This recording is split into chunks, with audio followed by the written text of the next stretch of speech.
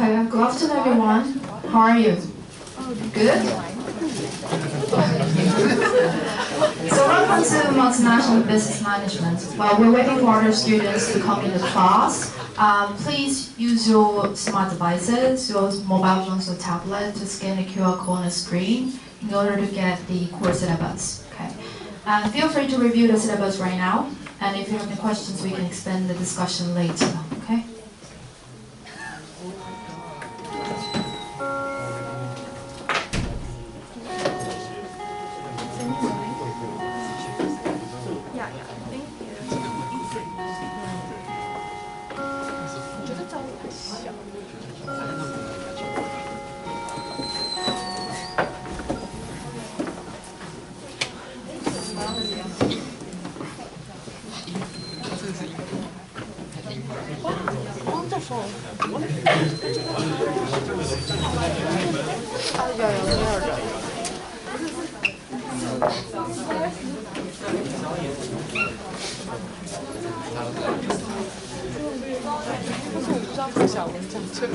我上过一学期的国际大了，真的假的？新安怀孕了，我不知道他找这样。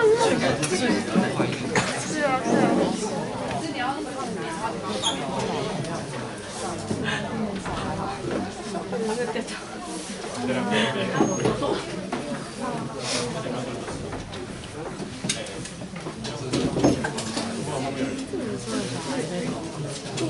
我说他看起来特年轻耶。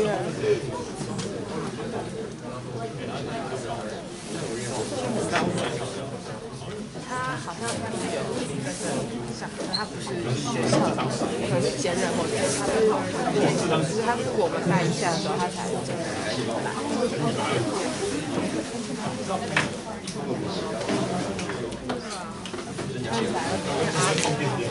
他抽个什么？我抽什么？我不抽。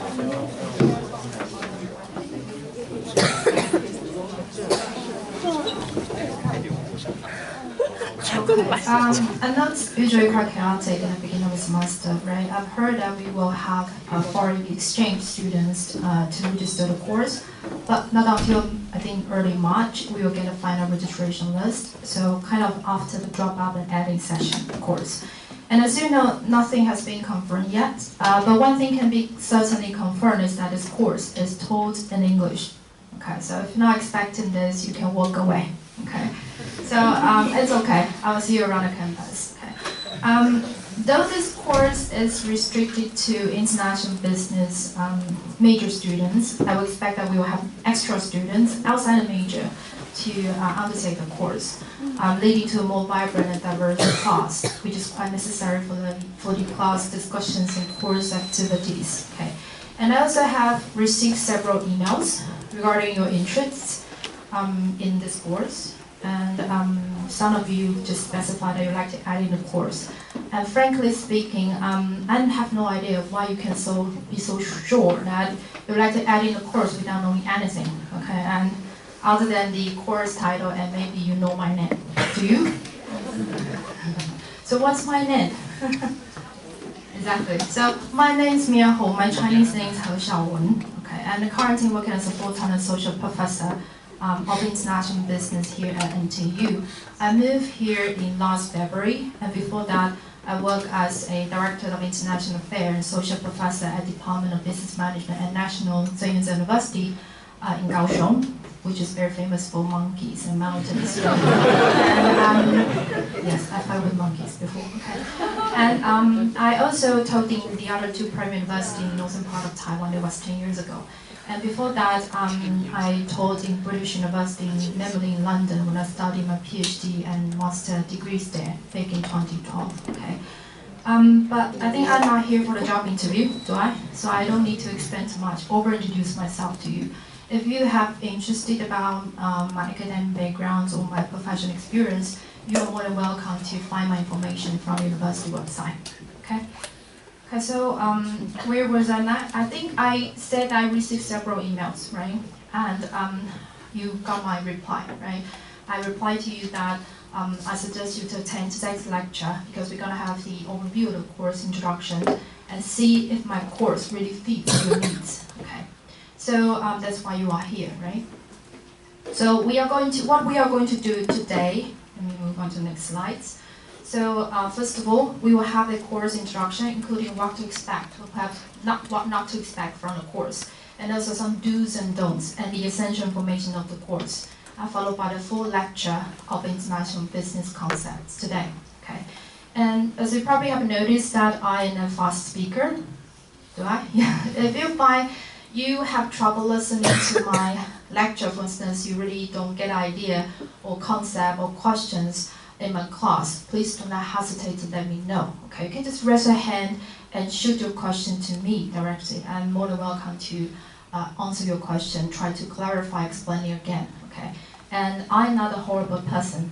Okay, I am very nice. Okay. So ex the TA, because we got a TA in this course, he's been working with me in the last year, so he knows the most. So our TA is Johnson Lee. So wave your hand to everybody. So he's a senior postgraduate level student who is also majoring in IB. Okay, and this handsome guy is gonna help you survive in this course throughout the semester. So be nice to him. Okay? Okay, you got a point. So this is the TA is very important role in our course because we have many activities and we have the team working. You've got a lot of questions. If you are too shy to ask me, you can ask the TA directly. Okay. And I always believe that teaching is like role playing or role acting, right? So, but just I'm not a leading role in it. You are. So each lecture we are actually collaborating in performance, performing together. Okay. Without your full engagement, the show will not be good.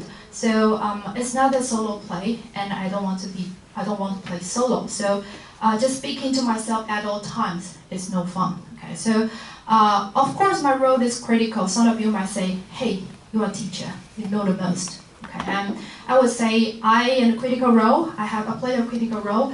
I am the one who creates the sparkles in the classes, doing my best to keep you awake. Okay, not to fall asleep so soon. Okay, this is afternoon class. I know the most. Okay, so my teaching style will be a little bit interactive and practical. Okay, and I tend to design several questions to be discussed in each lecture. By doing so, I believe you have much easier to get the key points in each lecture scene, and you will know that how much you learn from my course. Okay, and speaking of the questions, here you've got one. Let me check this one.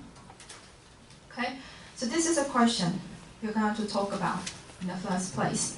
So why study multinational business management? You know the course title is multinational business management, right?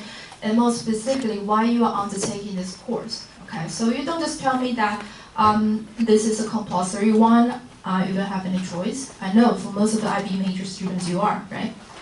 But what else? What could be the possible reason why you undertake this course? So let's do a background check first. So how many of you are in IB major? Raise your hand. Most of you are. And how many of you are not? Quite a few, maybe less than 5. Okay. So how many of you are from overseas? 1, 2, 3, 4. Probably 10. Okay. So I asked this question because many of you got different rationality why you undertake this, so especially for the students who are outside the major, right? And for the foreign exchange students, I know a very practical reason is that you got very limited choices out of the English 2 courses in universities. And mine, unfortunately, is one of them. Okay, so that's the reason why. But for the IB major student, have you ever thought about this question before? Why do you study multinational business management? What do you expect to learn from the course? You know this course is a kind of the capstone of the IB program, right?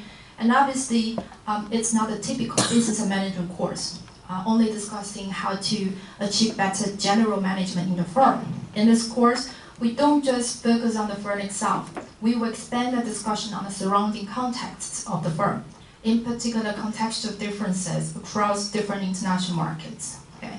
And I guess most of you might not have thought of this question in your daily life, right? In your life. Especially for the local students here, because we got quite passive learning and education system in Taiwan, and most of the time you've given certain courses without being told the reason why. Do you know why you need to take this course? No? Yeah, that's normal, right? That's a norm in Taiwan. So I don't think it's healthy in terms of higher education. So normally I will ask the question to students in the first lecture, okay? And I think you should have more courage to ask questions to the professors or the lecturers. And after all, it's always good to ask questions to yourself. And to give you more hints for this question from a more comprehensive perspective, let me tell you a story about a typical day of Taiwanese, okay? And for the international students here, you have a chance to know more about the Taiwanese daily life, okay? So when I tell the story, okay, you just imagine that you are a leading role in it, okay? And the story begins with that in the morning, as a typical Taiwanese, okay, you're wondering what to eat for your breakfast, okay? You know that you have a variety of choices, right? You have a local breakfast shop, you have the fast food chain, so on and so forth, and you were much hungry today, and you wanted to have a big breakfast. So you trying to get you got a few choices in your neighborhood, including these brands, right? That normally can be seen around your neighborhood: McDonald's, KFC, and Moe's Burger. But there are always long queues for these fast food chains, and you knew that you're a little bit late for the meeting with your friends. So you get a line for the big breakfast. Instead, you grab a sandwich and coffee at 7-Eleven, and you jump on the bus to the city center and meet your friends. Your friend named Alice, okay? In my story, Alice. And you met Alice at department store, Shingo Mitsugushi, in the Taipei city center, and wonder about what to buy the best birthday gift for your common friend. Your common friend's name is Brian, okay? And Alice wanted to buy a clothes, Superdry. Have you recognized this brand? It's a little bit outdated, I know. But some people still believe that it's a Japanese brand, but it's actually a British brand, as you know, right? So your friend Alice took a closer look of the clothes and just put it right away because obviously it's over your budget. And you offer another idea to Alice is that Brian is going to have a job interview with GQ magazine, how fashion, right? And he's not ready for his outfit yet. Okay? And you and Alice then went to the men's floor at a department store and considering buying a Paul Smith or Hugo Boss necktie. Have you recognized this brand? Yes, right. This is a big name in the fashion industry. And you finally added up with buying a men's suit in Zara, just like they are always big sale, okay, in Zara, and you don't know why. Just like there are always a buy one get one free promotion at Starbucks. Have you noticed that in Taiwan? Always you get a promotion like that. Okay.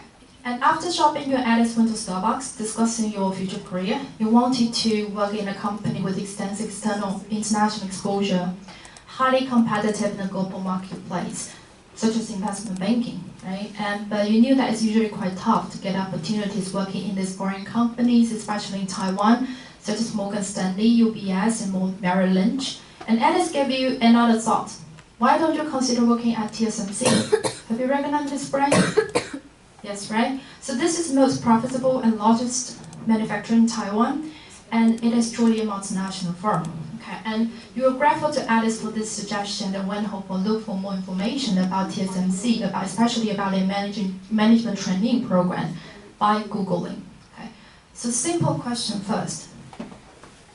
How many companies are mentioned in the story?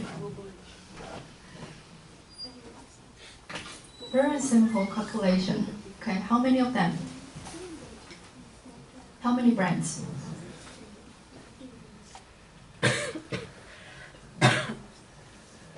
Yes? About 15? About 15, of course. It's the exact number is 16, okay? That's the good answer. The very safe answer, okay? And what are the common grounds of this company? They are multinational, that's obvious, right? They are multinational firm. You're all familiar with this brand, just don't notice, you haven't been able to notice about them. They are actually all multinational companies. So from the story, you can see that you are essentially living in a much globalized economy as you expected. Okay? And you have actually had extensive exposure to what we call multinational enterprises. Have you ever wondered why and how do they operate around the world? And what are their internationalization strategies and what could be the challenges in their internationalization process? This course, in fact, covers all of your questions in your mind. about international business. Okay, so first of all, by learning and studying multinational business management, you will better understand what facilitate and inspire globalization. Okay, often heard about this word, terminology, right? And why do firms go international? That's a very critical question we're going to discuss in the following. And secondly, you will better understand what contributes to national economic well-being. For instance, what factor drive Taiwan to become one of the Asian newly industrialized economy? And how does Taiwanese economy outperform or underperform other economies in the same region? Okay.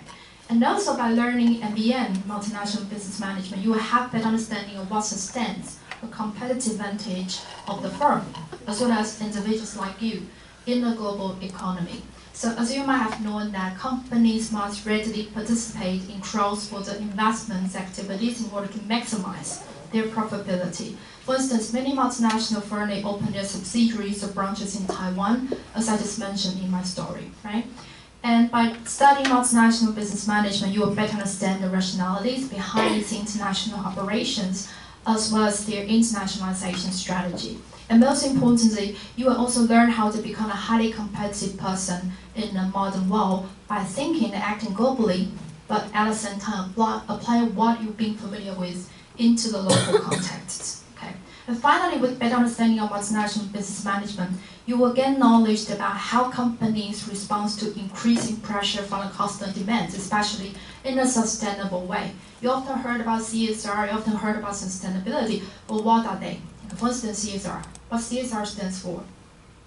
Social responsibility. So what is it? It's about doing good whilst Doing good to your society, right? For companies, I think the most practical way is just giving away a proportion of your revenues to the society. You donate a certain amount of money to charities, or maybe you just implement some marketing campaign or strategies that help create greener business environments. That's CSR. Okay.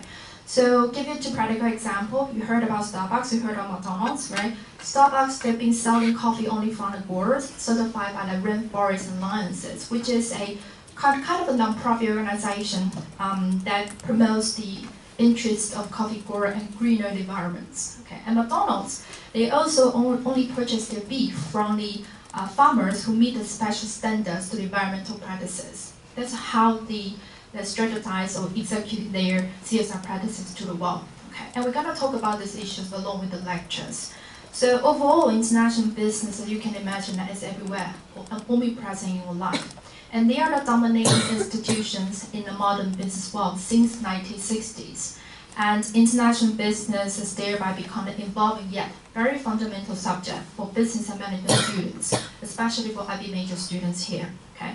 And still studying or learning international business subjects, such as this one, you have the best chance of changing the world. So that's the concluding remarks I can give you, what you can learn from the course, okay, overall objective. Okay. And without further ado, what are the main takeaways of this course? This course is designed to introduce the international business concept, contexts and strategies in terms of motivating and preparing future managers to grasp the new realities in modern business world. But what are the new realities? What's new in modern business world? Think about the news lately. What's new? What are we been discussing about international business right now? No one's following? Recently, over the last couple of years, there's been supply chain issues with regards to COVID. Yes, because of the COVID-19, we got kind of every company needs to learn how to learn the resilient management, right? Of course, they have the push for the supply chain, of course. What else? What's the news in Taiwan in the last couple of days? Have you heard about ChatGPT? What is it? It's kind of the new AI application, right? And we talk about that because people are so scared by their job will be replaced by this kind of smart AI. Okay, so this is new. Okay, so in the course we're going to talk a lot of the news lately, and as you know, in the general speaking, like I just say, global economy has been recovering from a severe crisis caused by COVID-19 pandemic, right? And I think the immediate impact on international business is very drastic, with lasting consequences such as strong demand for the supply chain resilient management, and also the increased autonomy in the production capacity worldwide. But COVID-19 is not the only game changer for international business. The new industrial revolution as a result of technology investments, as we've been talking about chat, GTP and other AI applications, and also the shifted foreign trade investment policy towards more economic nationalism, such as the China, the US trade war, right? Every country now, they protect their economy more. They take the protectionism policies more than ever. And also the sustainable trends in international business, such as the United Nations have been calling for SDGs, right? So they all lead into shorter global value chain, higher concentration of value added, and declining investments in physical productive assets. So in other words, more international investment are now focused on service trade. What is service trade? Such as consulting, such as retailing, franchising, licensing, and also the platform business have been talked about.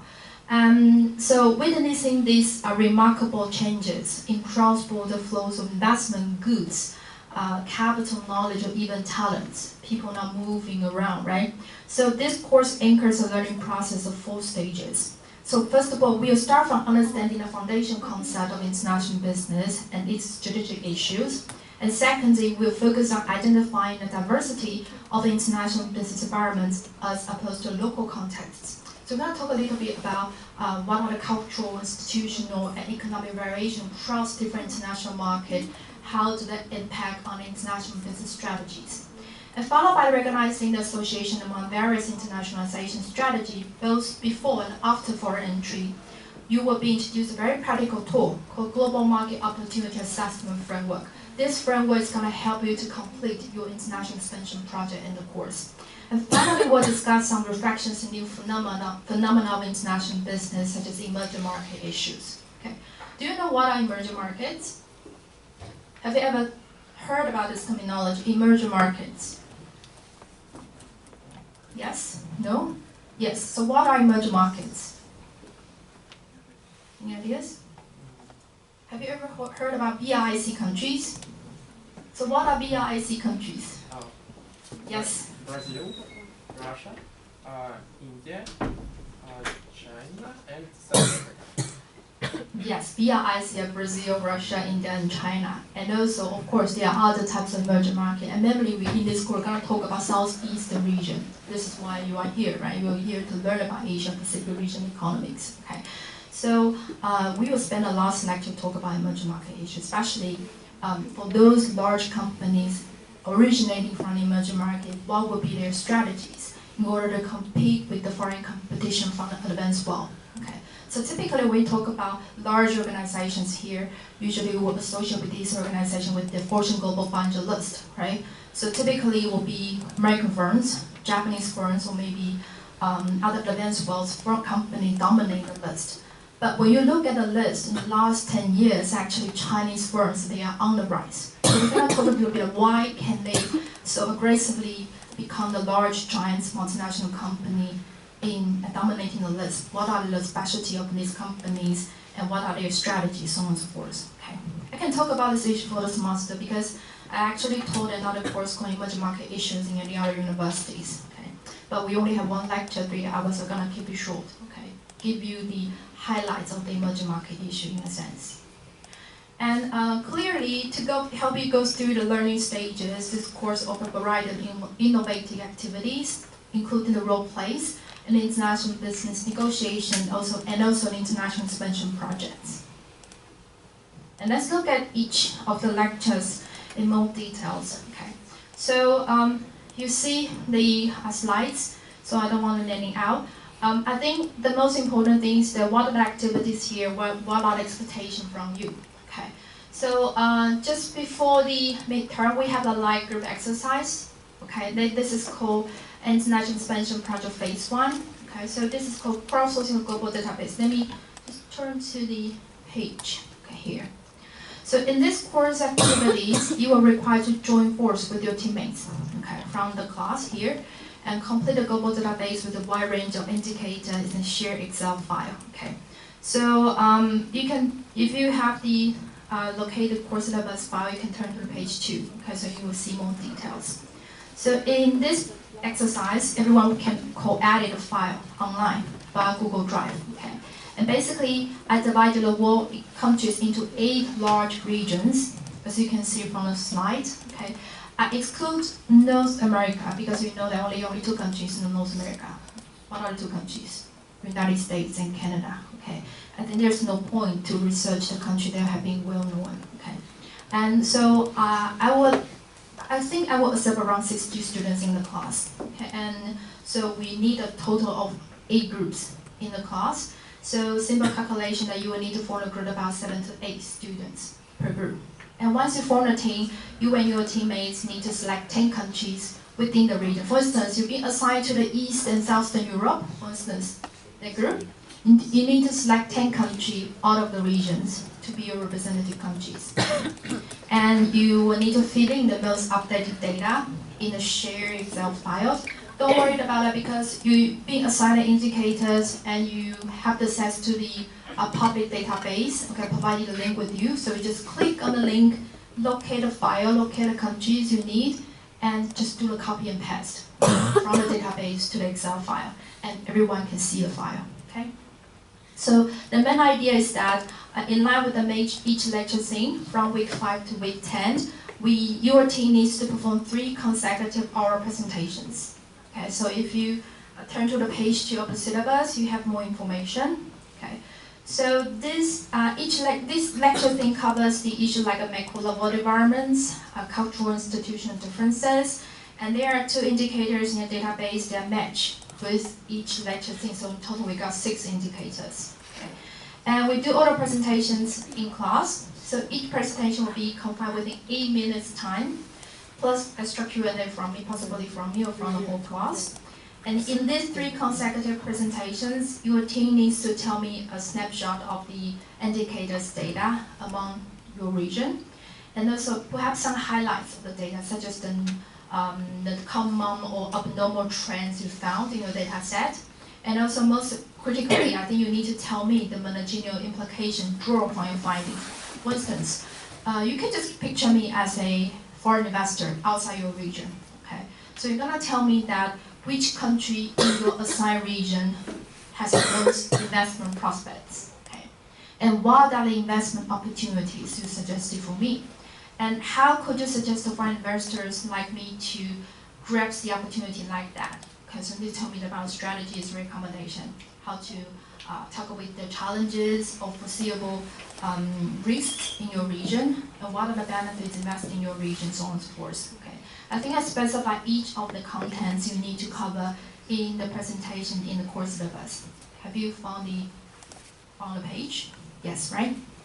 So the objective of this course activity is to enrich your knowledge and understanding of international market, because I'm assuming that most of you probably are not familiar with a country other than your home countries. Okay? And perhaps you know a bit about Japan, United States, or maybe China, right?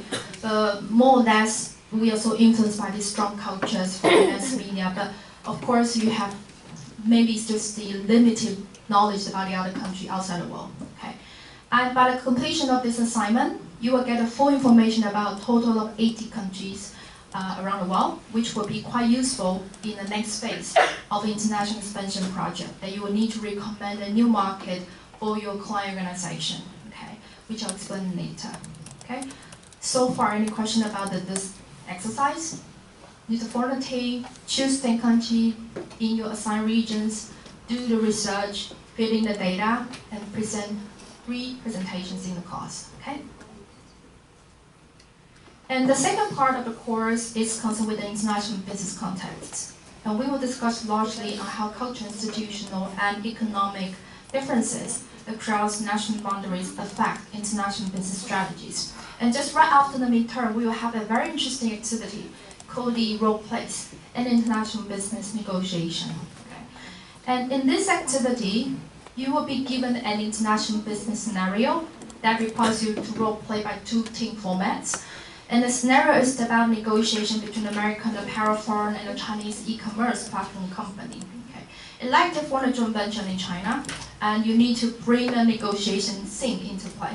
And you will be randomly put into teams, either playing American or Chinese firm. And once you've been assigned, you need to discuss with teammates which role you want to play in the activity. Okay.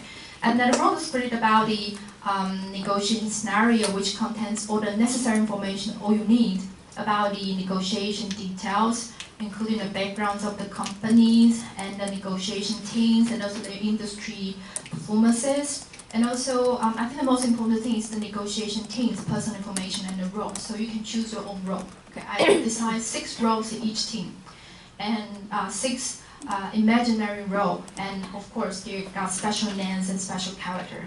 Okay, and the potential goals you need to reach during the negotiation process will also be specified in this group. And to help you more engage in the activity, you will need to submit an individual report about the chosen role you would like to play in the negotiation. So in the report, you basically need to utilize your own imagination to make a personal profile of the chosen role. Okay? Perhaps you can provide me with her personal CVs about his faking his academic background, so on and so forth. So just use your creativity. Okay? And tell me what's your negotiation strategies to make a contribution to the successful negotiation for your team. That's the second part of the report. Okay. And on the date of the activity, you will meet your counterparts and negotiate a contract with up to 40 minutes in real time. Okay. And you will be evaluated by your individual performance in the negotiation, plus the peer evaluation from your team. Okay, so the team working is very important here. And from my past experience, so students are usually quite enjoying having fun in this activity. This is the picture from the past activities. Because basically they need to inspire their creativity in the role playing and try to implement the effective communication strategies to reach the win-win situation in the negotiation process. And they all find it very useful and wonderful experience to get involved in the international business negotiation setting, which will be quite useful in their future career while working with the people from different cultural backgrounds. Okay, so that's the activities role play. I will gonna explain it later when we reach the dates. Okay. And in the next part of the course, we will place emphasis on discussing the various types of internationalization strategies. There are 2 levels strategy will be discussed: foreign entry-mode strategies and operational level strategies. So the foreign entry-mode strategies, they are concerned with the available entry modes. Okay, that the firm investing abroad. For instance, if you are the firm manager, now you lead the firm to go a second market. For instance, go to China, go to Japan. What are the strategies you can use? You want to implement the foreign direct investments, or you want to get a help from a local partner to form international alliances instead? There are 2 different types of strategy, and we're gonna explain what are the differences here, what are pros and cons of each strategies, and what are the sub-level strategy among these 2 big groups. Okay. And also the later one about operational level strategies that we're gonna talk about once the firm has entered certain market. For instance, now you enter the Japanese market. What are the operational strategies you can do? Do you want to keep the same operation strategy you've been doing in Taiwan, or you want to implement a different one? Okay, so that's a 2-level strategy we're going to discuss in the later phase of the course. It's a very practical discussion because you're going to use that to do your international expansion project to provide practical recommendation for the client organization. Okay, and finally, like I just said earlier, we have a special lecture on emerging markets, and to kind of wrap out the course. Okay, so. This is the lecture contents. The next part will be an oral presentation, as you can see by the week 16. Okay. So this oral presentation is kind of the wrap up for your international expansion projects. But what is international expansion project? So once you finish the phase 1 about a global database, you will form a new team of 5 to 6 students only, and I think that's more effective for the team working. And the end product of this project is an internationalization plan for the client organization, preferably as a local organization. Okay, and by doing so, you can actually approach your clients much easier. Maybe you can arrange the on-site visits, or maybe you can have an interview with them more directly because they are from local contexts. Okay, and also pay attention to, I say, local organization, but not the local firms or local companies, because I believe that non-profit organizations such as the hospitals, schools, universities, or maybe government agency, they also eager to expand the operations abroad. Okay, so they could be your potential client if you have the contact. Okay, And your team's task is to work as external management consultants, completing a comprehensive proposal as a roadmap for the client organization to expand their businesses into new foreign markets. So the proposal should recommend the best foreign markets to expansion and the most effective entry strategy to the market, and also the tangible objective for the first 3 years in the market. So that's a very practical proposal. So first of all, form a team of 5 to 6 students in the class, and also choose a local client organization. Okay, so you can either choose a startup company, or you can choose a large organization with a lot of available public data. Either one is fine. Okay, and then recommend the strategies for the firm or for the organization for sure. Okay, and again, I think you can refer to the page 2 of the course syllabus. Stay on the same page. You will see that from the late May to the mid-June, your team needs to upload 3 progress report videos and a written report onto the learning platforms, plus oral presentation in the class. So in the second phase, there are a lot of things you need to do. So final thing is to provide a proposal for the companies and do the oral presentations. But in between, need to upload your progress report video. So in each progress report video, you'll be asked to answer a specific question for your team. Okay. So basically, the question will be regarding how much you've been doing in your projects and how you're gonna plan to do in the next phase, so on and so forth. Very simple ideas. Each video is 3 minutes. Okay, just to give me a feedback. What's been doing about in your team. Okay. So I'd like to take a pause here and see if you have any question about the projects. You can take a look at the course syllabus. I think you've got everything in the syllabus. Any questions?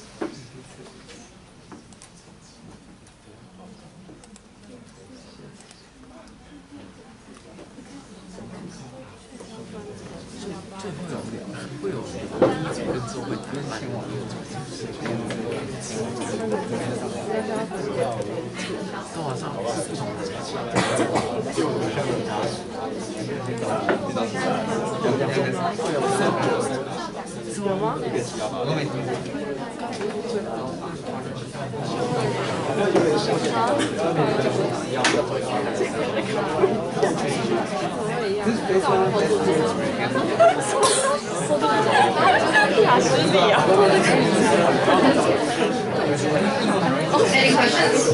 Yeah. No? Yes, please.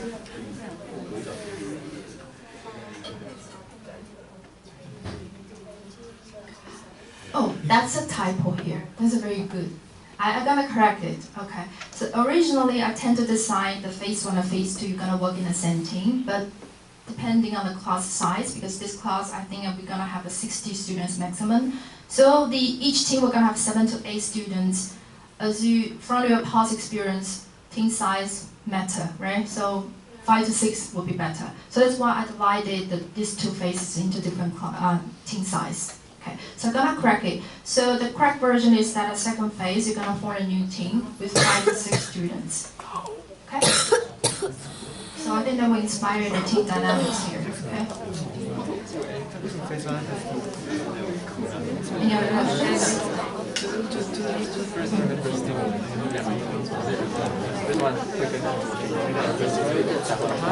So let's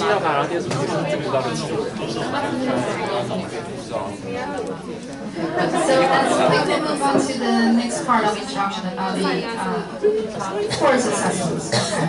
So we have no exam in the course. Okay. Because I'm not a big fan of examinations, because I think that the nature of business management has no right or wrong answer. Because it's not bad to do the examination on that. We are not statistics course, we are not calculus, we are management. Okay. So, but you think that you need to involve in 3 course activities here: global database, internationalization proposal, and also role play. Okay. And the allocation of your marks in the course, as you can see on the slide, and you can easily spot that I do count on your participation in the course very seriously, which accounts for 80% of your total marks. Okay. This is because my teaching style is rather interactive. Okay, so I tend to design several questions for discussion in each lecture in order to facilitate your learning. So I highly encourage you to attend the lectures and get involved in the discussions. And if you cannot attend the lectures, that's fine. Please email me or the TA in advance. Okay. Otherwise, you'll get deducted 3% in each absence. Okay. And other assessment details can be found in the syllabus. Okay. So that's the thing I want to highlight. And about a textbook, we do have one textbook. We're using this one, Cofskew and their textbook on international business. Okay. I have to say that all the lecture slides, case materials, and contents, and design nearly made by myself. I use many key concepts in the textbook to support your learning. Okay. And for the purpose of effective learning, I encourage you to get one, either a second-hand book or a new one. Okay. I think you can purchase it from a university bookstore, or maybe you can just, if the quantities are large enough, I think we can ask the TA to contact with the publisher directly to get a discount. Okay. So we have a publisher local here in Taiwan who actually got IP of this textbook.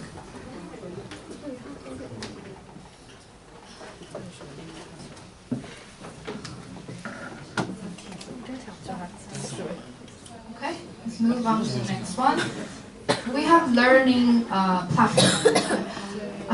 We don't use NTU Core this time because last time I tried, I have to say it sucks. Okay, so I have to say that because I couldn't download the students' assignments directly. Every time I need to mark certain students' grades, I need to locate a file and then download all it again and find the students' name on that. It's really troublesome. So I don't like to use that.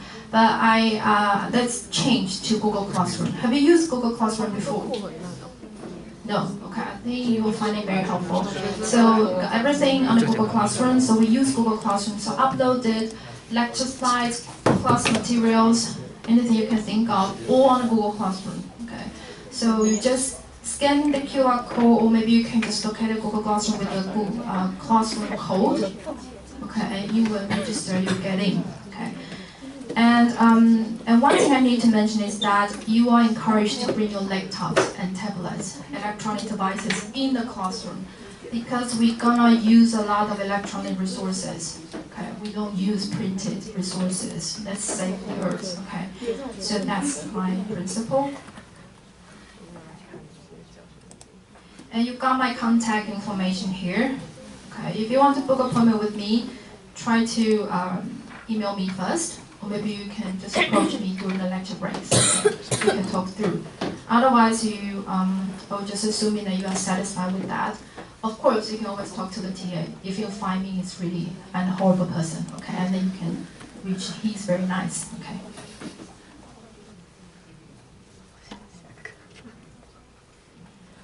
Let's move on to the next, because next I'm gonna give you the.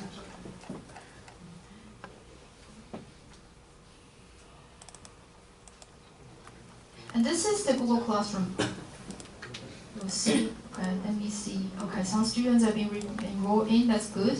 So all the course materials, including today's material, for instance, the course introduction slides, and also the lecture we're gonna deliver later, they all have been uploaded onto the Google Classroom. Okay, so you can find the files if you want.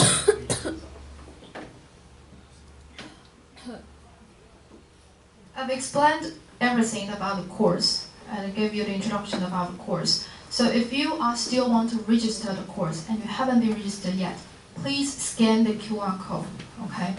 And leave your personal information, and I will pass the information to the TA, okay? So once the, I think the registration has been available or has been opened, the TA will gonna contact you, okay? No,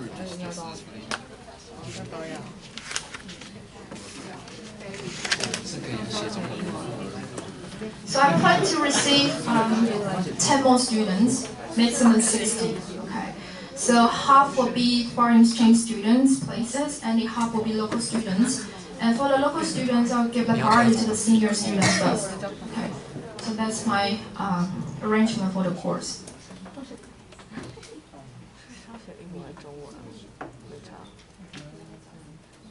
Okay, I'll give you some time to do that. If you found that you already understood the course instruction and you certainly be sure you have no interest about that, it's okay. You can just walk away, okay? Because we're gonna give you the first lecture about international business concept later. Okay, so let's take a break right now, okay? 10 minutes, and then we will come back for the first lecture.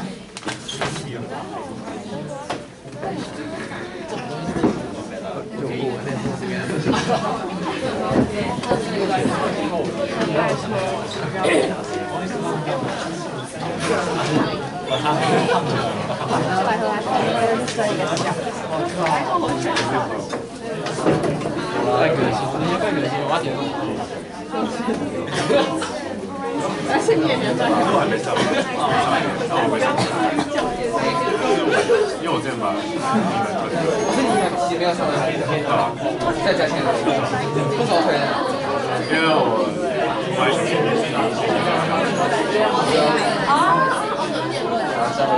Oh my god！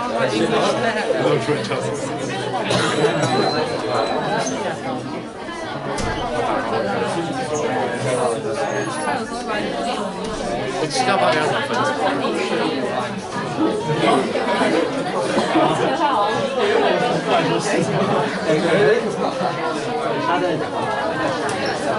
7到8个小时分钟。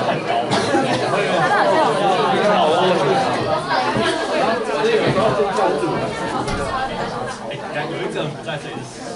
好。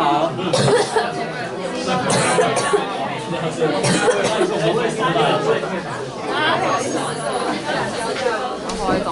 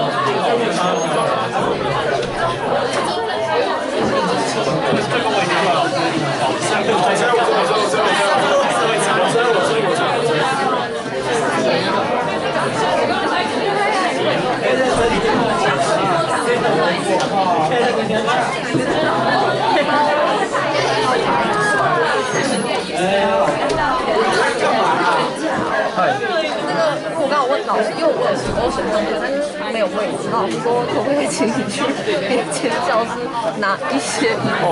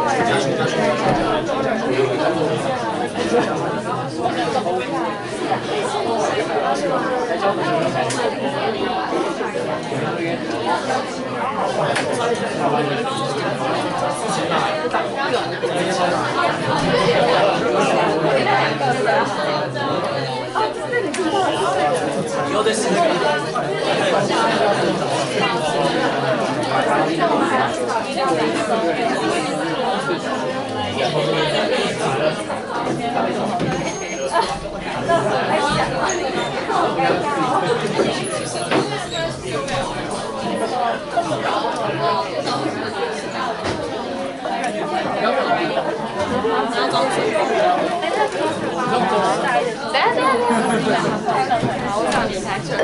我就帮我给这边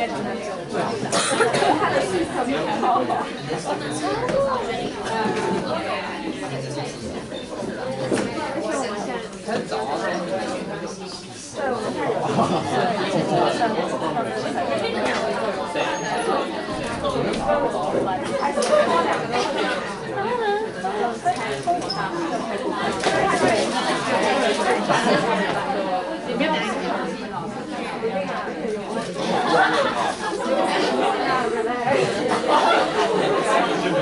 可以叫刘婷。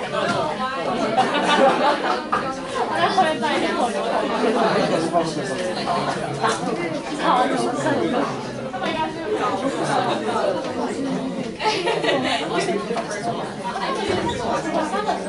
该是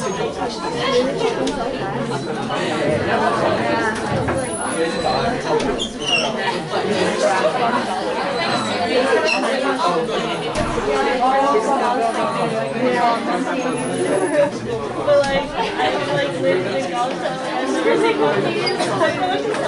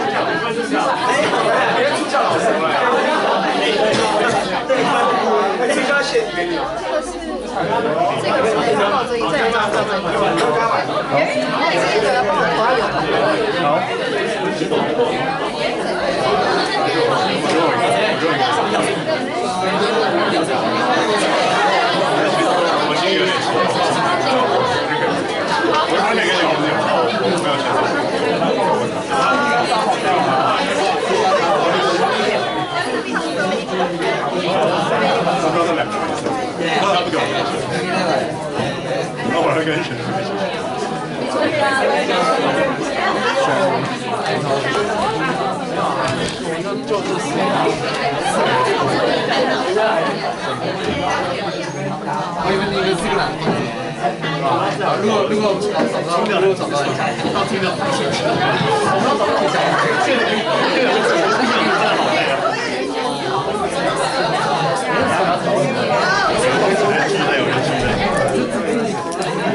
我都会觉得隔壁口还有一个。我知道中国。我修完了，我知道，我就帮他讲对。原来这是枸杞刀。我说我拿也算我。我也是啊。Let's go back to the lecture, okay?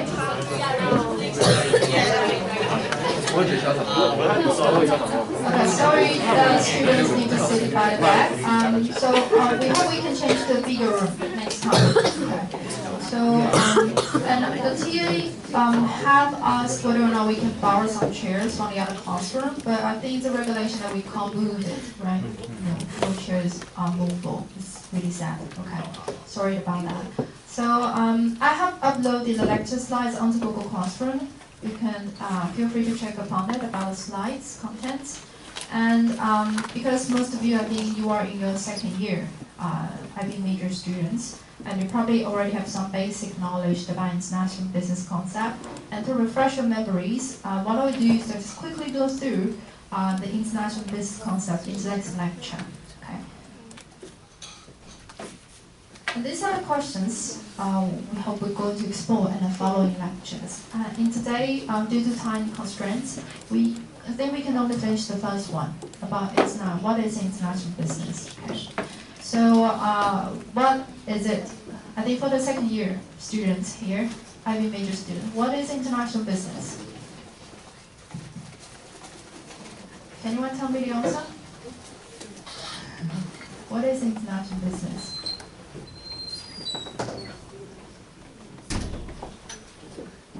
Any examples about international business? Yes, please. Maybe it's business conducting operation in multiple countries. Mm-hmm. And examples would be companies like Google, McDonald's, IKEA. Yeah, I think that's a very good example. I think that's much more related to the definitions of multinational corporation, right? Usually these companies operated in multiple countries, and they usually have the big brand name, and they have different rationalities to go into national market. Okay, that's very good. At international business, I think I'm not being an old-fashioned lecturer teach you directly what is international business. Instead, I'm going to show you a 6 minutes video. Okay, and this is a video that's quite long. And this is an official report of global value chain in East Asia countries, illustrating the various types, especially various aspects of international business activities.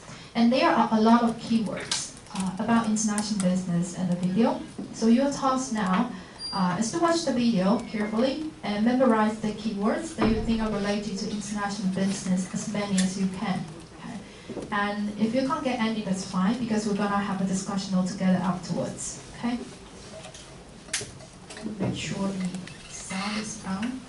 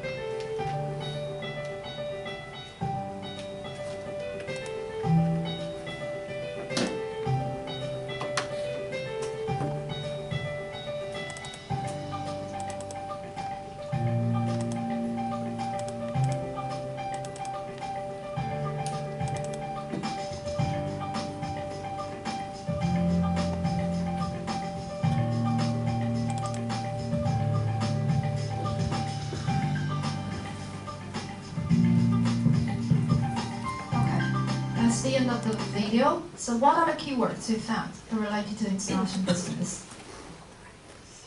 Anyone? Any keywords? Yes. Outsourcing. Outsourcing, right? I think they put another word next to outsourcing is offshoring. So what's the difference between outsourcing and offshoring? What is outsourcing anyway? Anyone knows? Outsourcing is probably a company like Nike moving its factory and production to a country where there's like lower labor costs. Yeah, but what is offshoring? Anyone knows that? No, maybe it's about to avoid high taxes, moving to another country. Yes, again, it's moving part of its production line to other countries, pretty much similar to outsourcing, just under different ownership.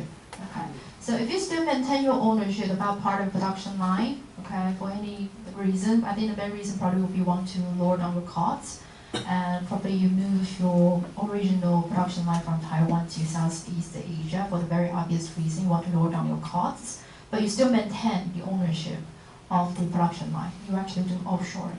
Okay, but if the ownership has been changed, for instance, it's being you can sell part of the production line to another local partners in the Southeast region, or maybe you actually acquire procure some of the supply from these partners. You're doing outsourcing, different ownership.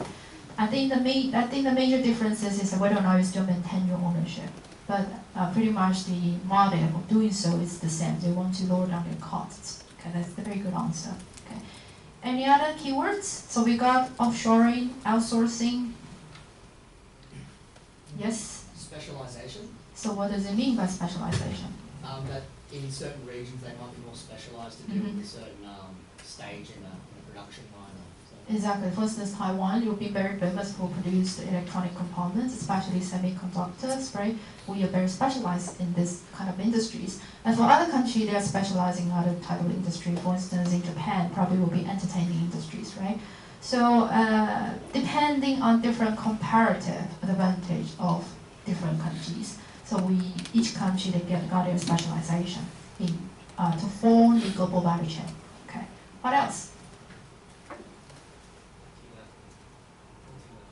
Okay, what does it mean? That producing involves more than two countries. Mm-hmm. And buying companies around the world and just produce ones. I think that's a key concept of this video about made in the world, right? So everything is now made in the world. For instance, there's a vivid example of the airplane. I think that's the picture here, right? If I noticed about this picture. So this is a very perfect example. For each compartment of the airplane actually made by certain countries. Okay, so for instance, the laptop right now, although they've been labeled by certain brands, but actually each of the compartment of laptop actually made by different countries. Okay, what else? Anything? Yes. Customs. Customs, of course. So what does relate to international business? You want to do exporting and importing, of course, customs. For instance, if you want to travel, you need to pass through the customs, right? People need to get that. What else? We got the customs, we got the made in the world, offshoring, outsourcing, comparative advantage, specialization. Global value chain. Global value chain, that's the key concept again, right? So everything's now made in the world. So every country that specializes in a certain part of value chain. So now the value chain has been fine slicing small pieces, being undertaken by each of the countries and different partners around the world. This form the global value chain. Okay. What else? Has anyone found the keywords called intermediate goods? Intermediate goods. You learned about economics 101. So what is intermediate good? Yes. It's not supposed to be a final product. Yeah, it's everything unfinished, right? So it's intermediate, it's everything unfinished. So that's pretty much categorized what has been traded between different countries along with the global value chain. They are all unfinished products, so they are called intermediate goods. Okay. So now collaboration between each country has been closer together more than before because they trade with each other a lot of intermediate goods. Okay, I think we pretty much got everything. So these are the keywords you probably will be found in the video. Okay. And in fact, these keywords are different internationalization strategies for the firm. International business is all about these kind of activities that relates to cross-border trade and investments. Okay. And from a more stringent perspective, international business is defined as the performance of the trade and investment activities by firms across national borders. So from the definition here, you can notify there are two important concepts I highlighted, including international trade and international investments. Okay. So if you can just put a simple formula here, is that international business is equal to international trade plus international investments. Okay. But what are international trade investments, respectively? Let's look at each of the concepts first. So international trade is a very simple concept. Right? Exporting and importing, they are included in international trade. Okay. You know that when exporting means the producing part of the services in one country, often in the first home country, and distribute these products to customers located in another country. This means exporting, right? So for instance, in Taiwan, we produce agricultural fruits and then sell them to overseas customers. And contrary to exporting, importing, what we call as global sourcing, means the procurement of products or services from suppliers located abroad for the consumption in the home country or in the third country. Okay. Again, we Taiwanese really like the fancy developed Japanese sweets, especially for myself. And so therefore, there are a lot of Japanese sweets has been imported from Japan to Taiwan, especially if they found in 7-Eleven or supermarkets, right? So that's importing. And these two, the following two charts give you some statistic backgrounds. So these two charts are the most updated statistics from Ministry of Economic Affairs here in Taiwan, found from the database. This is planning up until December 2022, that's last year. Taiwan's leading trading partner countries by total export and import volumes. Okay. So what can you see? We can see that regarding Taiwan exporting destinations, United States and China, they are two main trade partners, okay, accounting for more than half of the total exports last year. And other important trade partners, I think, include Japan, European Union, and ASEAN countries, roughly about another 30% in total. Okay. But on the other hand, given large volume exporting to United States and China, if you look at the left-hand side chart, Taiwan did not import the same large amount from these two trading partners. Only about 32% of the imports from these two countries. Okay, so what does it mean? What does it tell you? Just look at the data here.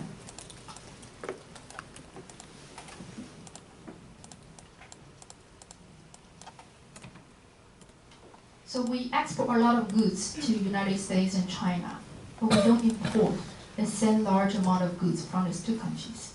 Why is that? If you're from the trade dependency perspective, compared with the Japan-South Korea trade war, you know that there is another trade war between South Korea and Japan, right? We can see that the trade war between the United States and China has posed stronger effect on Taiwanese economy. Okay, so in particular, in exporting more than importing products. Okay, but how has Taiwanese economy influenced by the U.S.-China trade war in recent years? Is it positive or is it negative? What's the influence of China-United States trade war on Taiwanese economy? You've been following the news. So there are many economics in Taiwan. They've been talking about these issues lately. Is it positive or is it negative?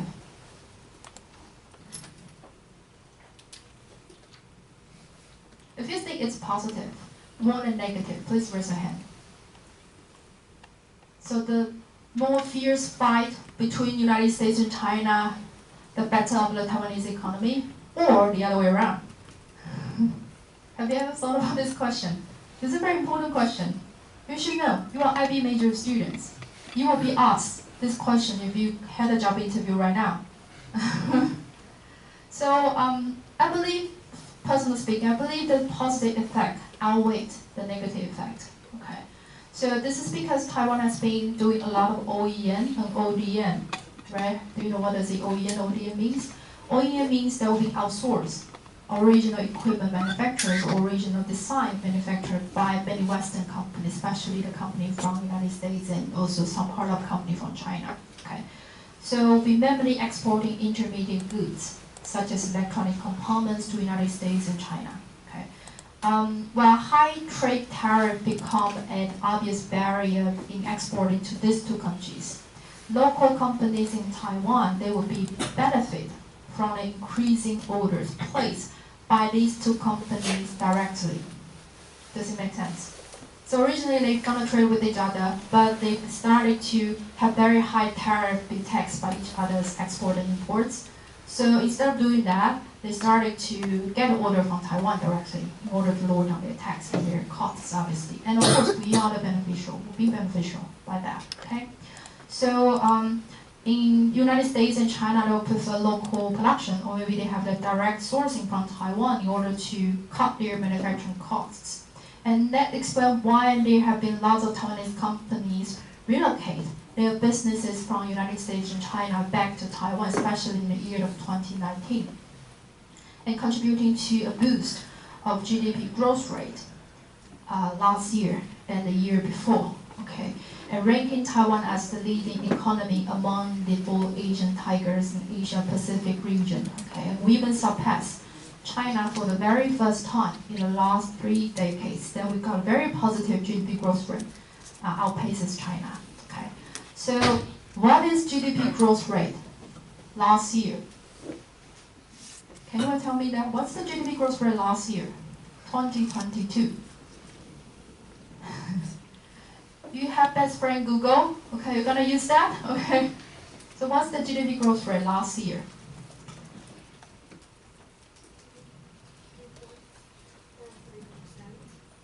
Around 2.43%, right? Exactly. And the GDP growth rate the year before, 2021, is actually nearly 3%. Because we got very positive growth rates in the past 2 years. And a very fundamental question here, what is GDP? Yes, what is GDP? How does it be calculated? It's to do with difference between imports and exports. Yes, that's one of the elements. Very good. What else? It's maybe aggregate value of all produced in the country for a year. Yes, it's usually by yearly basis or quarterly basis. Okay. So a country's GDP is a total consumer spending. Let me write it down to refresh the memories. You should learn it in economics, right? So GDP equals to consumer spending plus business investments plus government spending plus the final one, the international trade balance, export minus imports. Okay. So from the formula here, you can see if you want to boost a country's GDP, what can you do? There are only 2 ways. These 3 elements are concerning about the internal market, domestic market, right? Or we can just put it.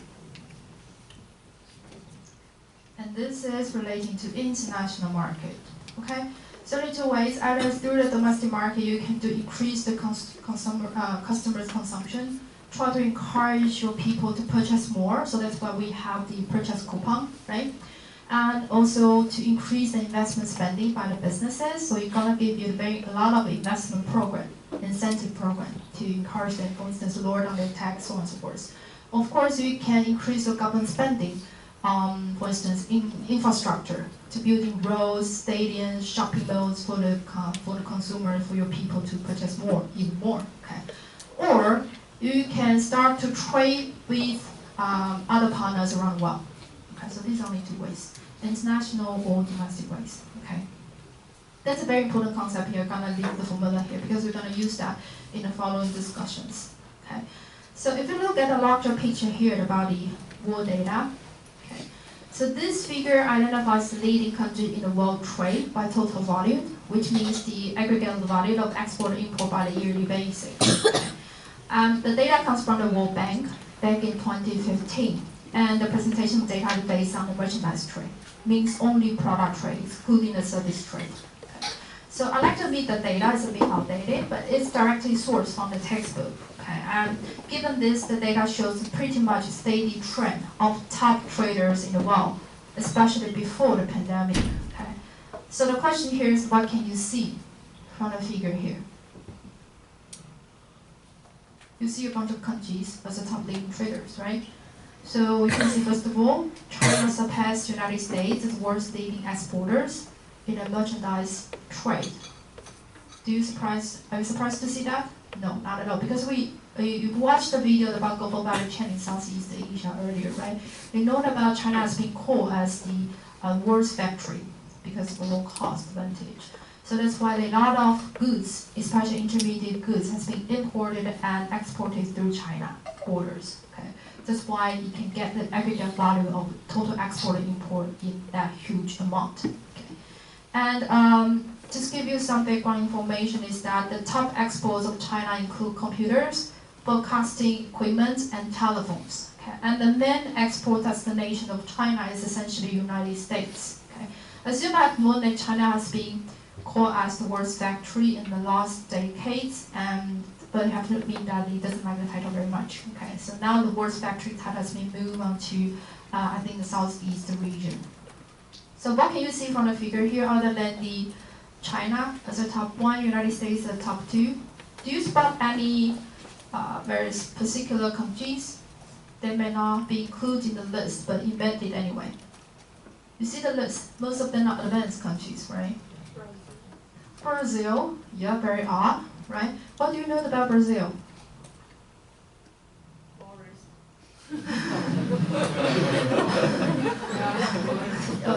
Yeah, football. Coffee, and what else? Yes? It's an emerging market. Yes, it's part of the emerging market, represents B, right? BIC country. What else? Other than that, what do you know about Brazil? Yes? What kind of materials? Are you saying natural resources? Yes, it has a lot of natural resources, and the most famous one is called iron ore. Iron ore. Let me write it down.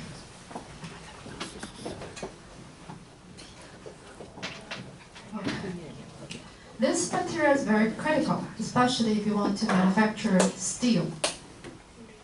It's a very important material to make steel. Okay, so that's the beginning of the trade war between the United States and China. That's why Brazil can make on the list. Okay, so I don't know if anyone knows about Brazil. Okay, so the top exports merchandise of Brazil is iron ore, the one I just written down, and also the crude petroleum. Okay, so it's a very it's a very fortunate country with a lot of natural resources. And it's interesting to note that the top export destination of Brazil is essentially China, followed by United States. Okay, so this results, I think they are not surprising because Chinese government in recent years, if you pay attention to their news, they have made huge efforts in developing its steel industries. Okay, in order to sustain its internal developments on infrastructure, because you want to know that you want to build the roads, to build the skyscrapers, to build stadiums, to build a hospital, you need a steel.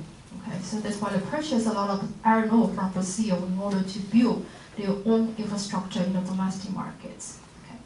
And Brazil is a very special country which takes a crucial part in the US-China trade war. Think about that. That's a story began with the financial crisis back in 2008. Okay, do you know that?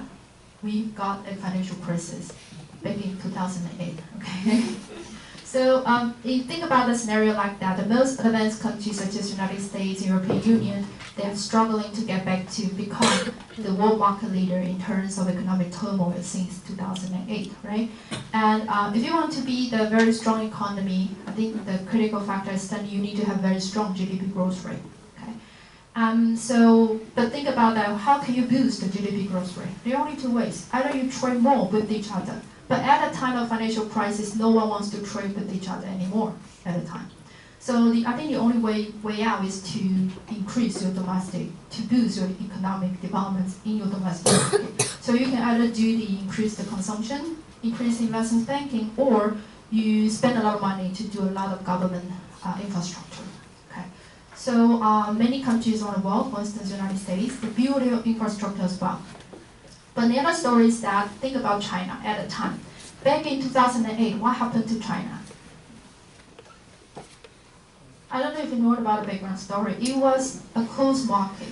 Okay, so given that not being influenced too much by the financial crisis at the time, but think about that, it still stumbled by its slow economic growth back then. Okay, so like I just said earlier, there are only two typical ways. So United States tried to boost the GDP growth rate by the domestic approach.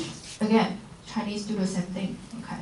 So thinking about it, they want to boost their government spending on building infrastructure, and they need a lot of iron ore to make the steel, right? So those countries, they are fighting with each other with the iron ore that being exported from Brazil to their home countries. That's the step one.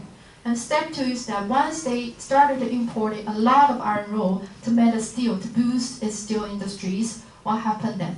I don't know if you heard about it in international news about the overcapacity issue. You manufacture too much steel. You don't need that much. So what can you do? If you manufacture too much in the domestic market, you start selling extra steel to other countries, right? But overcapacity usually lead to I think, lower price of your steel, of course. And at the time, in order to keep the competitiveness of your steel industry at home, you start ban the steel being imported from the other countries. So that's the first shot of financial trade war between the United States and China. So there was a news back in 2016 by BBC News. I don't know if you pay attention. They said that the United States actually posed a 5/4 of a steel tax on the steel products that are being exported from China to the United States. That's the first shot. Okay. And the day after, the other news is that in response to that, so the Chinese government posed a 10/4 of the tax on the United States steel imports from the United States back to China. So they started to fight with each other, starting from the industry of steel. And of course, nowadays, you know about the trade war between the United States and China. It's no longer on the steel industry, actually it's on the tech competition, right? So that's the beginning. And that's why Brazil came made on the list back in 2015, okay? And this is the, I think it's better to give you those update data last year, okay? So you can see the top two leading countries still the same as they were back in 2015. But the new emerging market called Hong Kong, okay, has standed out even during the pandemic. Okay. Anyone knows the reason why? Anyone from Hong Kong or mainland? No? Have you been to Hong Kong? Yes. So what's your impression of Hong Kong, about Hong Kong? Or what do you know about Hong Kong?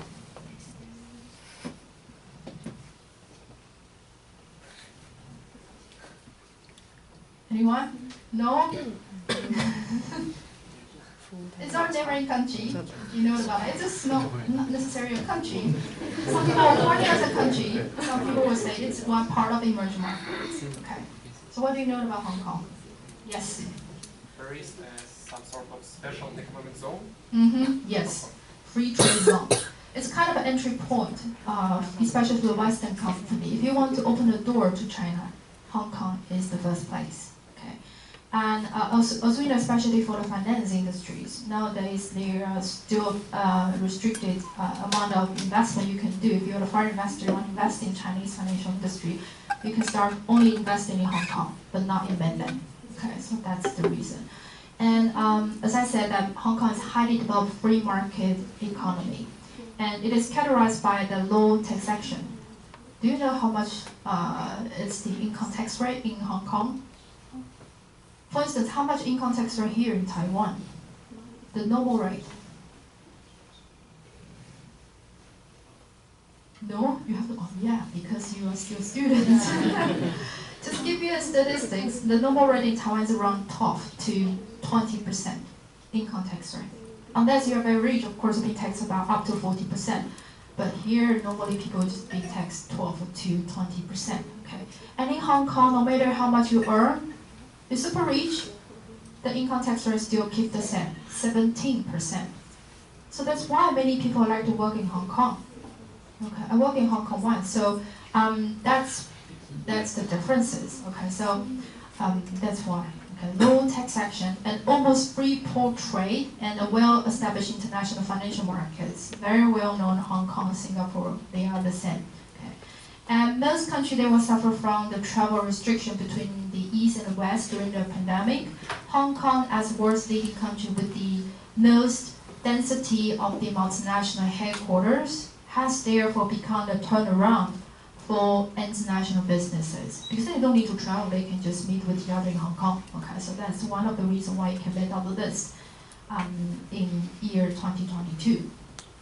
Okay, and the next figure, now we started comparing the total volume of the international trade, export and import with each country's GDP. Okay, so we explained the definition of GDP, right? So we know about that if the percentage of the total export or import in a country exceeds its GDP, it basically means that this country, they are highly dependent on international trade to support its domestic economy. Does it make sense? So you can see from the top three lists, the top countries, they are a perfect example. So you got a remarkable statistic from the figure that merchandise trade is the much larger component of economic activities in countries such as Belgium, one of the European countries, and Netherlands, and also South Korea. Okay, and so you can see in Belgium and Netherlands around 120%. Okay, so and South Korea 80%, meaning that this country that depend very heavily on international trade, they're exporting and importing of their products relative to the value of all goods to produce domestically. Okay, so there are pros and cons. The pros is that, of course, your economic driver are highly influenced by the global economy. If the global economy is prospering, of course, you'll be benefit. Okay, but if there's anything happen, for instance, another financial crisis, and you will be seriously affected. Okay, and also another thing is that you see China, United States, although they are the top leading trader in the earlier figure, but if you see the percentage of its GDP in terms of the merchandise trade, you can see, I think, about 40% and 20% of its GDP respectively, right? So it's 40% for China and roughly 20% for United States. What does it mean?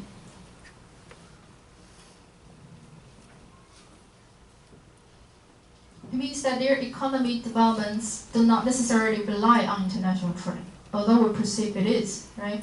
Its main economic driver is still from its domestic market. Start from its domestic consumption, its domestic international business investments, and also the government spending. Mainly on that, not really necessarily on international trade. Okay, so that's the different how you interpret the percentage of GDP each country's international trade volumes. Okay, again, I think give you an updated data here. You can see okay, Hong Kong right at the top in the annual value of merchandise trade as a percentage of each country's GDP. I think this is not surprising at all, as you know that Hong Kong is highly dependent on international trade and especially on finance, right? And Hong Kong's economic strengths include a very sound banking system, virtually no public debt, and I think a very strong legal system in comparison to mainland, and a lot of foreign exchange reserve because everybody wants to get a share in its investments, and very vigorous anti-corruption measures and close ties with the mainland China. I think the final factor is the most important one because it has close ties to mainland. So many countries, especially the Western multinational, they perceive it as kind of a gateway to Chinese markets. So that's why they take a place in Hong Kong economy. And what we have been discussed so far is the statistics of product trade in the world, right? But what about the service trade? What are services? Services are the kind of the performance or efforts performed directly by people working in the service industries, right? So this service industry could be a banking industry, consulting firms, hotels, restaurants, construction companies, or maybe just retailers, okay? So for example, if you own a house, your mortgage may be underwritten by Citibank, which is American bank, right? So you actually do international trade with an American firm. And in the United States, European countries, travel and tourism, they are now the #1 source of service trade revenue, especially from foreigners like us. And in fact, international trade in services accounts for about 1/4 of all international trade, and it's growing rapidly. And as I said earlier, especially during the pandemic, after the pandemic, a lot of services trade has been going on by a lot of multinational companies. And in recent years, services trade has been growing faster than the product trade. Okay. And following the same logic we've been seeing in the previous figure, this figure identifies the leading country in total international services trade, okay, including both export and import, of course. What do you see? This is the top 3 countries: United States, China, and Germany. Not surprising at all, because these are the 3 countries that are being the largest economy in the world at all times. Okay, and you see the, I think, of course, Singapore, Hong Kong, they're very good at banking, right? So they can make our list. Have you seen India? What do you know about India? Why do you think it can make our list? Anyone from India?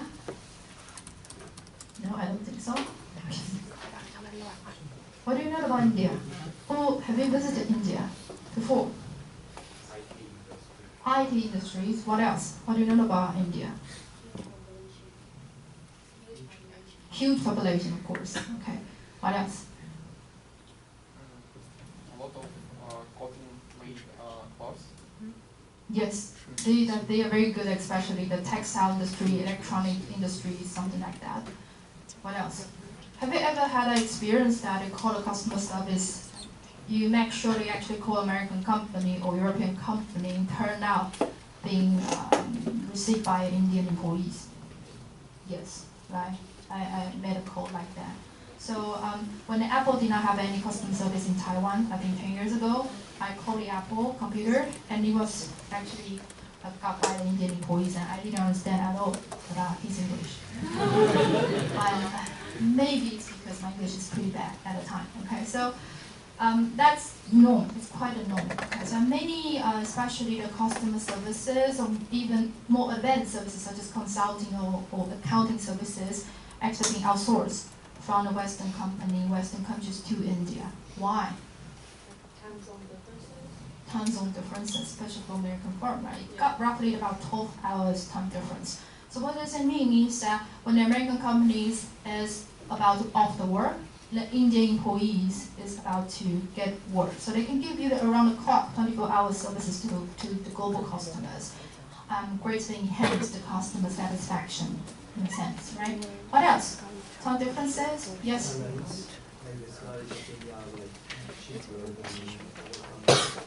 I think cost advantage is one of that. But as a comparison to other neighboring countries in Asia, of course, it's not really low, right? What else? Yes? English is an official language. Exactly. English is official language in India. Although we know that in India there are thousands of dialects, right? But English is the official language. What does it mean? It means that if you are a Western company, you don't need to spend extra money to train your employee to speak English, right? They speak English themselves, right? So that's why the reason they can save the money as comparison to set up the subsidiaries in China, for instance. Okay. So another thing is that they got very special education system. They have specialized schools, and they have a lot of private universities founded by the large corporation in India context. For instance, Emphasis or another company called, I don't know, I forgot the name. They got large conglomerates in India, and they founded their own university. So I think the major benefit is that they can train their future employees starting from university. So once they graduate here, they got a specialized skill, they can start to work for the companies immediately. So they have to qualify skilled laborers, and they're very cheap price. So that's why there are many companies, especially outsource the IT services in India. Okay. So that's why it's made on the list like that. And this is one of the, I think the call center in Bangalore, in India. And the final figure here is that shows the total annual volume of service trade, again, as the percentage of each country's GDP growth. So similar to the statistic results you see in the previous figure, you can see large advanced economies accounting for the greatest proportion of the world service trade. Right? I think this is expected because services are the main economic drivers for these advanced countries, and typically they comprise more than 2/3 of their GDPs. And especially in the case of Ireland, which is top one. Okay? The total volume of service trade accounts for more than 100% of its GDP. Do you know this country? Anyone from Ireland? No. Do you know where is it? Yes, right? It's in somewhere next to UK, right? Yes, it's a small country. And what do you know about this country? Ireland. Yes, good. They have enticing tax benefits for large. Exactly. It's kind of a habit for tax avoiders, right? If you want to pay a tax, that's the place you want to go. Especially for corporates. Okay. What else? It's in the European Union. Yes, it's part of the European Union, right? And so of course they got the trade benefits. Once you enter Ireland, you actually enter another 27 countries in European Union. Okay, what else? Ireland. What's the main economic driver of Ireland? Apple. And that's fair enough because I'm gonna tell you about the Apple story in Ireland. Okay, so like I just said earlier, Ireland is kind of financial hub in European Union countries. Okay. So due to the financial crisis back in 2008, starting from United States and soon spreading to European Union, of course Ireland got seriously affected. And I don't know if you pay attention to that, back in 2008, this country has nearly gone bankruptcy. Okay. And Ireland is a country highly relies on international trade, especially about financial services. And but once it being affected by financial crisis, its government actually got very strong attitudes to fight back the financial crisis. What did they do is that within a 3 years time, from 2008 to 2011, they tried to make an effort to stabilize the situation, and the Ireland government conducted more stringent regulations on its financial industries. Okay.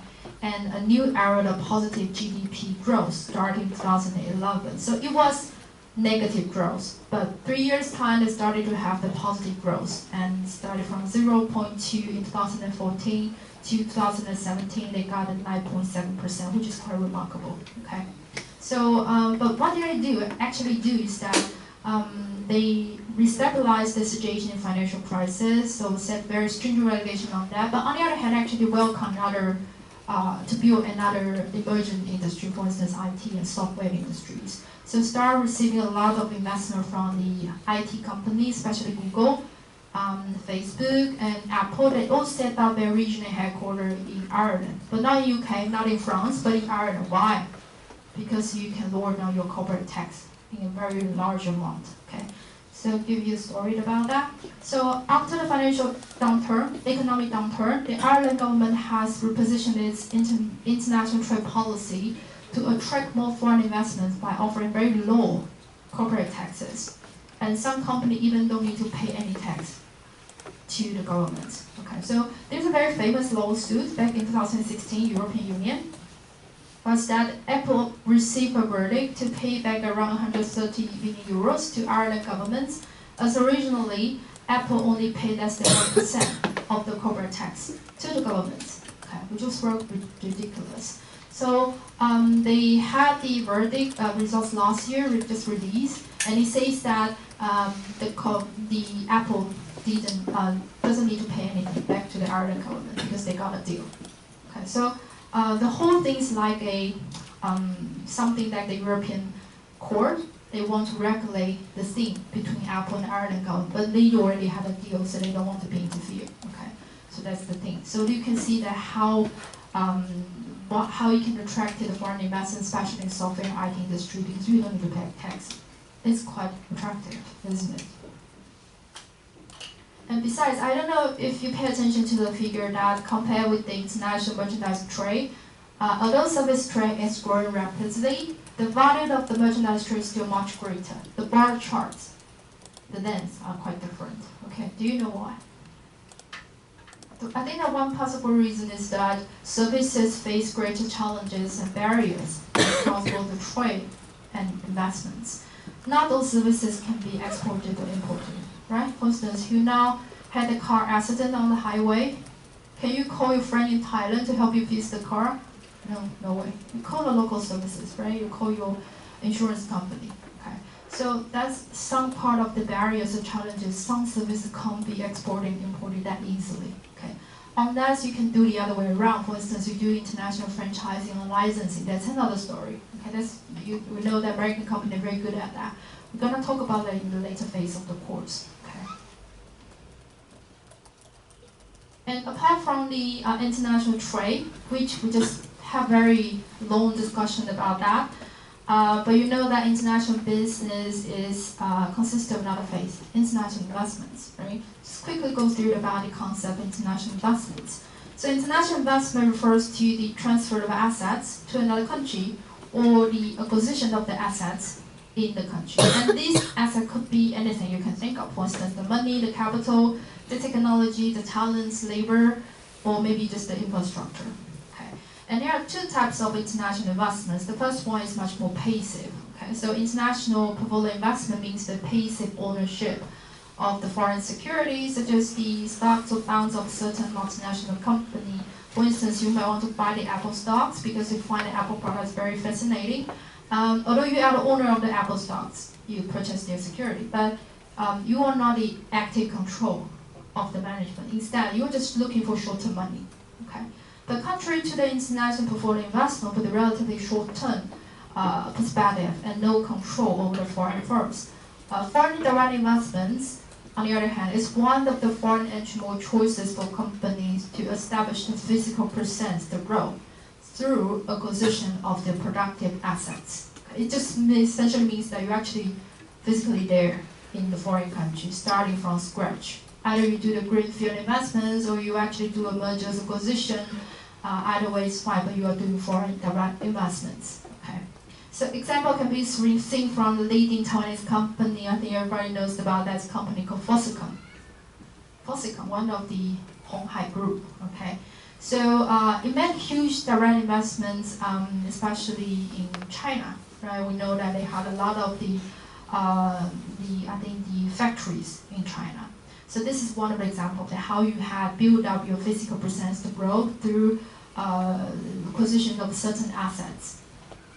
Okay, so that's foreign direct investments and international foreign investment. I think the major differences here is that whether or not you have the active control of its management.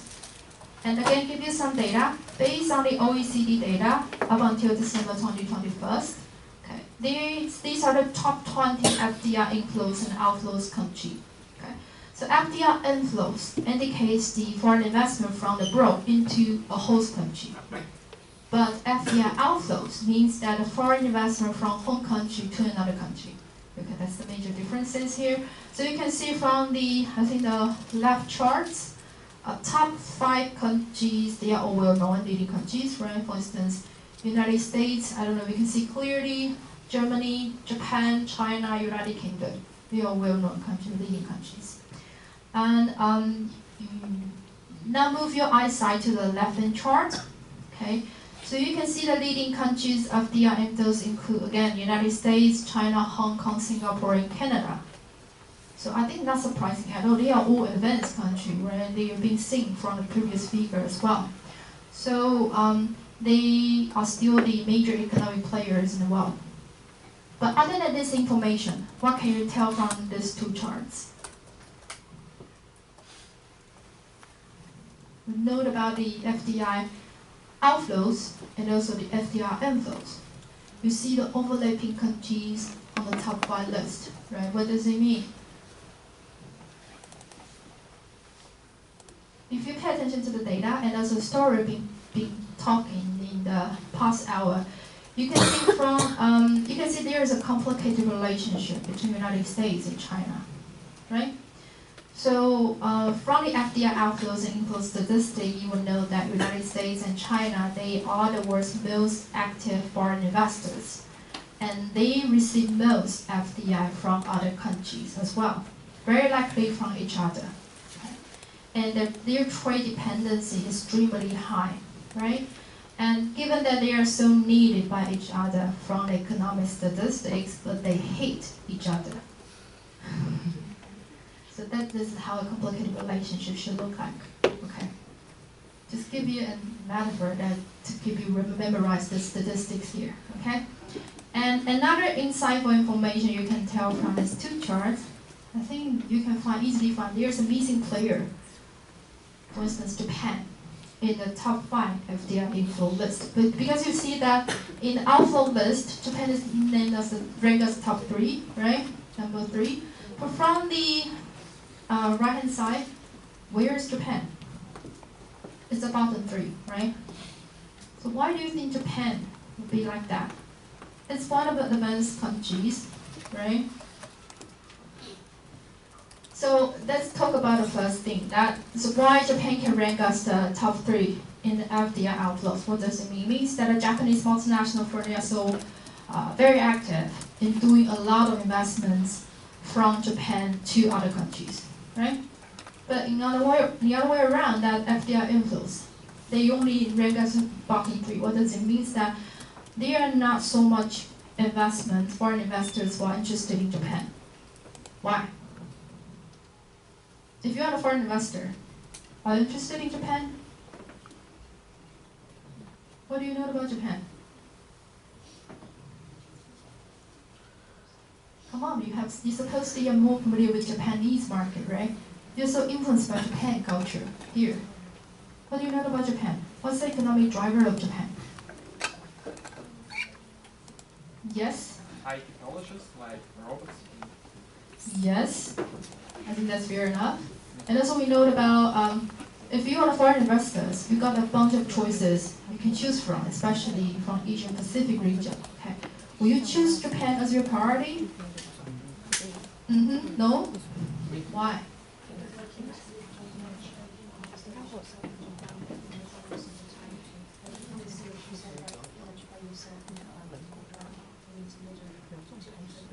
Yeah, that's kind of a barrier. You want to enter Japan, right? You can't have the direct investments there. You need to find a partnership in a local context in order to help you to get a license, to get the contract down, so on and so forth. What else? Yes? Japanese people... Anyone from Japan? Yes, I think we got one from Japan, right? Local brands compared to foreign ones. And also, in Japan, there is quite a high cost of production. Exactly, that's the main reason, right? So it's too expensive. As a foreign investors, I have a bunch of countries to choose from. Let me give you a statistics. I found it yesterday. Okay, so this is, I think the data comes from the World Bank as well, but it's a data 2 years ago. The cost of starting a business, let me zoom in the area. If you are foreign investors, you want to invest in the East Asia or maybe the Asian Pacific regions. So these are the costs starting a new business. I highlighted Japan here. It's quite expensive, isn't it? It's in US dollars. Okay. So think about, for instance, in China, it's only $137. For instance, here, I don't know, you can see Taiwan, very tiny island here. Here, yes. So it's 236. But in comparison to Japan, it's 647. It's pretty expensive, isn't it? So that's the main reason why. It's not a typical question, it's just a common sense question. But let me ask the local opinion. Okay, so we got the students from Japan. Do you mind to share with your experience or opinions toward about the Japanese economy? Sorry? No, not really. Yes, I feel like Japanese economy has already grown up. So I don't think there is so much motivation to invest in Japan. So you're already being very well developed, right? So I think the common problem for the well developed countries is that you have stagnant economy developments, right? So for instance, the United States or even China in a few years' time, we got a stagnant economy as well. So of course you need innovation. That's another story, okay? But overall, we all agree on the same issue is that if you want to invest in Japan, you need to have a lot of capital in order to do so. Okay. So that's why, go back to the list. So that's why there's a comparison between FDI outflows and inflows in Japan. Okay. Next one. So this another chart reviews in the past decades the total volume of FDI outflows from advanced world has dramatically decreased. Okay, so you can see from the charts here, from 80% in around the peak in 2007, right? And they've been under 20% in 2018, just 10 years time. And what does it mean? It means that the other half of FDI outflows has been replaced by emerging markets. Okay, they no longer, advanced economy no longer be the major players in the global economy. Emerging market, they are on the rise. So you can see there's a vivid evidence of balancing power between advanced multinational enterprises and emerging market multinationals. Okay, so that's why in the final lecture of the course, we're gonna pay attention to discuss emerging market issues. Okay.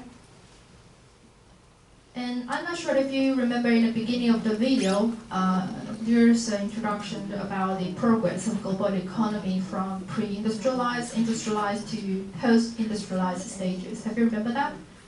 You've seen that, right? So this progress in the global economy from the 3 stages is highly related to the development of international business. Do you know why? This is very important kind of background knowledge about development of international business. Have you seen the scale? In the pre-industrialized revolution, everything is self-sufficient. So everything is producing local, right? And when we had an industrial revolution starting from the UK, so everything's now face a challenge about the overcapacity issue. If you produce more, you can't be consumed at home. What can you do? You start selling to other people around your neighboring countries or maybe elsewhere. And then of course, we are now after the post-industrial revolution. Right now, we are in the industrial probably 4.0 right now. So you can see the bar charts here from local to global production. That's kind of the evidence of the development of international business back in 1960s. Okay. So this is very relevant to international business because such progress in global economy is a trend of globalization of markets. You often heard about globalization, right? So globalization of markets refers to the ongoing economic integration and growing interdependency of countries worldwide. It's a kind of a terminology you're going to often bump into throughout the course, or maybe you've seen about international business news. What is globalization? If someone asks you, you're going to give him or her the answer. Okay? Globalization of market is the ongoing economic integration and growing interdependency of countries worldwide. So we can conclude that globalization is the fact as a result of the various dimensions of international business activities. So it's not a chicken and egg questions, it's a causal effect question. For instance, because there are many firms started to internationalize themselves from one country to another country, so the cooperation between countries become closer. Okay, so the globalization is the result. Internationalization of a firm is the cause. Does it make sense? Yes, okay, very good. So that's the final slide of today's lecture. Okay, I hope you learned something about today's lecture, about the basic concept of international business, especially you know about what is international business. International business is an equation about the international trade plus international investments. That's all. Okay. So what is international trade? Exporting and importing. What is international investment? Passive investment or foreign direct investments. That's all. Okay. I will see you next week. Okay. So that's class dismissed. See you next week.